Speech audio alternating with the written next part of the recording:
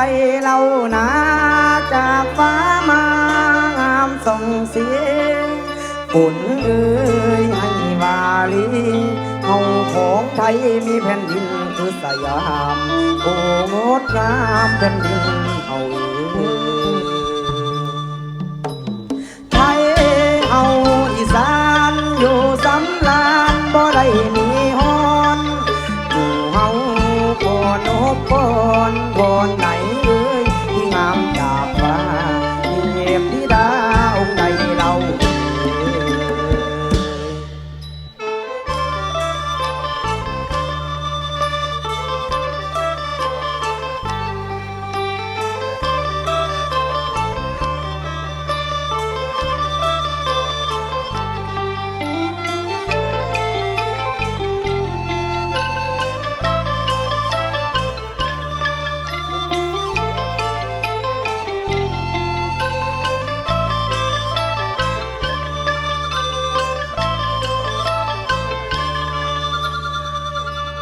ถ้าเลืองไทยให้องค์พระเทพแห่งสยา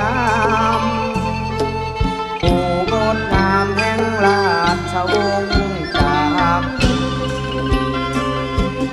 ข้าขอพรยกก่อนใจเก่าเท่าใส่กี่สีขอบารมีจงบันดาลพรให้พระองค์กราบผู้ทรงดังแสงสุรีงามอ่อนต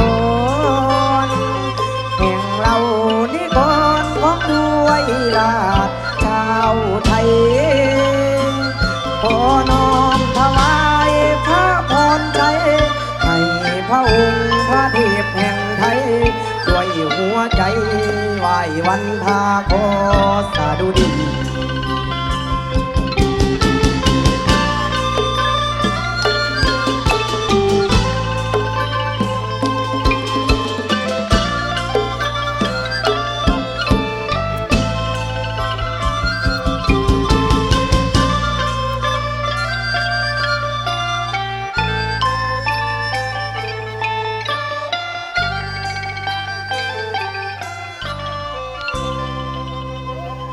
ไว้เก่าได้กระหม่อมขอเดชะ